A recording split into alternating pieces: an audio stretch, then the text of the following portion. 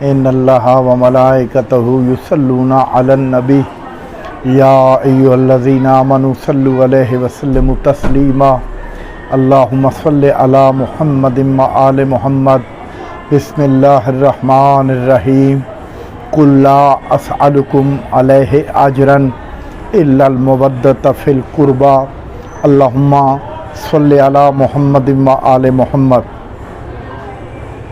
حمد ہے پروردگار عالم کی، وہ ذات واجب علی کل شیء قدیر، احسن الخالقین، قادر مطلق، جو چاہتا ہے اور جہاں چاہتا ہے وہ کر لیتا ہے، اس کو کوئی روکنے والا نہیں، کیونکہ وہ اپنی مرضی کا خود مالک ہے۔ اس پروردگار عالم نے اپنے کلام مبین میں، قرآن حمید میں ایک آیت ہے جو تمام تر لوگ سنتے بھی ہیں، پڑھتے بھی ہیں، قل لا اسألکم علیہ اجرا الا المودۃ فی القربی۔ اے میرے حبیب، ان لوگوں سے کہہ دیجئے کہ میں اپنی رسالت کا اجر تم سے کچھ نہیں مانگتا سوائے اس کے کہ میرے قریبیوں سے مودت کرو۔ محبت نہیں، مودت کرو۔ محبت اور مودت دو الگ الگ سلسلے ہیں۔ محبت پہ ہر چیز کو قربان کر دیا جاتا ہے اور مودت پہ ہر محبت کو قربان کرنا پڑتا ہے۔ یعنی کربلا والی ماؤں کو بیٹوں سے محبت تھی اور حسین ابن علی سے مودت تھی، کیونکہ ان کی مودت کا حکم پروردگار عالم نے قرآن حکیم میں دیا۔ اس لیے ہر ماں رات کو، صبح عاشور تھا تو رات کو ہر ماں اپنے بچے کو کہہ رہی تھی کہ صبح سب سے پہلے تمہارا لاشا آنا چاہیے، صبح سب سے پہلے تمہیں قربانی دینی چاہیے۔ یہ کیا ہے؟ یہ مودت رسول ہے، جس پہ محبتوں کو قربان کیا جا رہا تھا۔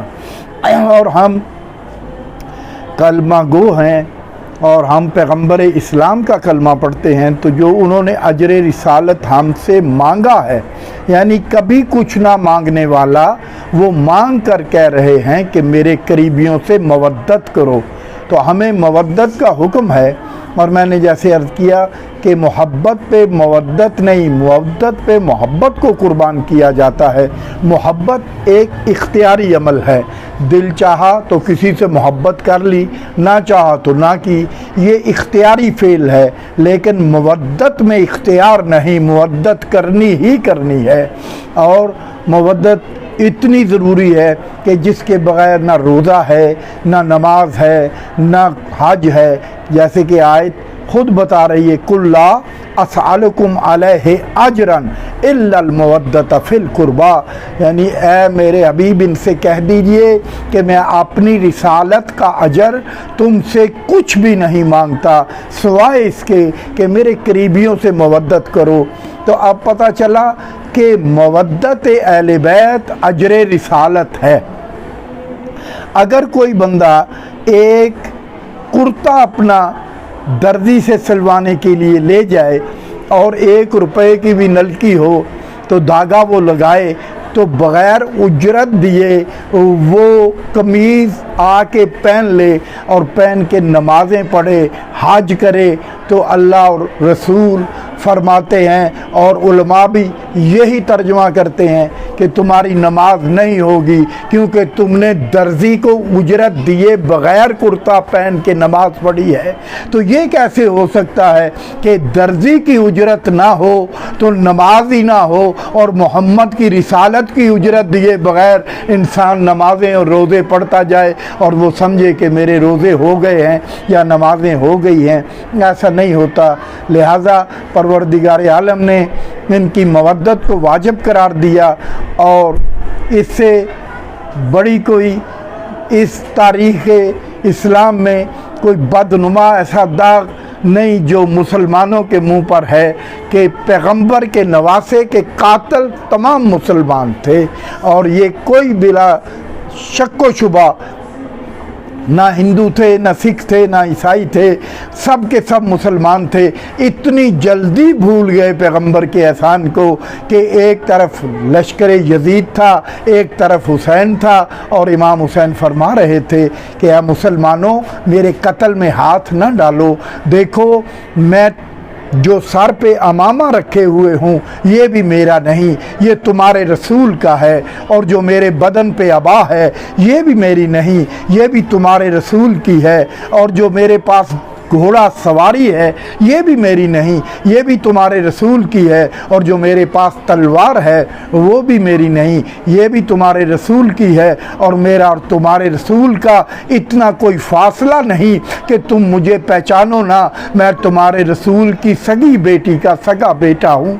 और तुम में कितने ऐसे लोग हैं जिन्होंने मुझे पुश्ते रसालत पे सवार होते हुए देखा है, जिन्होंने मुझे पैगंबर इस्लाम को मुझसे मोहब्बत करते हुए देखा है। कभी खुतबा रोक देते थे, कभी मुझे अपने कंधों पे सवार करा के तो सैर कराया करते थे। मैं वही हुसैन हूँ, लेकिन मुसलमानों ने हया न किया। आज का दिन बड़ा गम का दिन है। आज सुबह से शाम तलक फातिमा और अली का लाल, मोहम्मद का नवासा लाशें उठाएगा, और शरीयत में है कि कोई बाप अपने बेटे का लाशा ना उठाए। मगर इतना गरीब हो गया हुसैन कि हुर के बेटे ने जब आवाज़ दी कि मैं गिर पड़ा हूँ घोड़े से, तो हुर गया कि मैं बेटे को उठाऊं। तो हुर कहता मैंने देखा तो मुझसे पहले मोहम्मद का बेटा वहाँ मौजूद थे। मुझे कहने लगे, हुर क्या कभी बाप भी बेटों का लाशा उठाते हैं? तुम नहीं उठाओगे, मैं हुसैन उठाऊंगा। बस मैं यही कह के सलाम पेश करूंगा, हुसैन इब्ने अली, आपने तो हुर को भी नहीं उठाने दिया उसके बेटे का लाशा। लेकिन अभी क्या होगा, सर से पहले जब आप अली अकबर का लाशा उठाएंगे और कासम के टुकड़े चुनेंगे और अली असगर को 3 नौ का तीर लगेगा और आप तन्हा दफन करने जाएंगे। मेरा सलाम है हुसैन इब्ने अली आप पर, आपके रुफका पर, और आपकी मुहद्दरात इस्मत व तहारत पर। कहा जाता है कि हम मानते नहीं फलां को नहीं, फलां को नहीं, ये सब बेकार की बातें हैं। बस इतना एक अकली दलील देना चाहता हूँ। देखो, हम जुलजना, जिसको घोड़ा जुलजना खुद लाते हैं, गुस्ल देते हैं, चादर डालते हैं, उसके ऊपर तलवार रखते हैं, एक दस्तार रखते हैं, फिर ये तस्लीम करते हैं कि ये हुसैन के घोड़े की शबी है। तो हम गरीब हो या अमीर उसके सुबों को हाथ लगा के चूमते हैं। हमारे यहाँ मयार रसालत और इमामत है। जो अहले बैत से वफा करे तो इतना देखो, हम वो गयूर कौम है कि अगर घोड़े ने वफा की है तो 1400 साल से उसके कदमों को हाथ लगाते हैं, क्योंकि 9 लाख इंसान हैवान बन गया था, एक हैवान इंसान बन गया।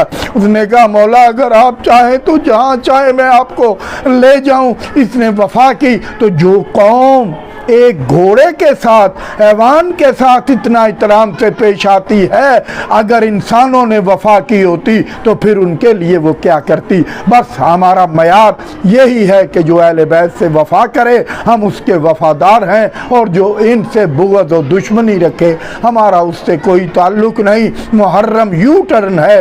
ये अजर रिसालत के साथ साथ मकसद शहादत भी है।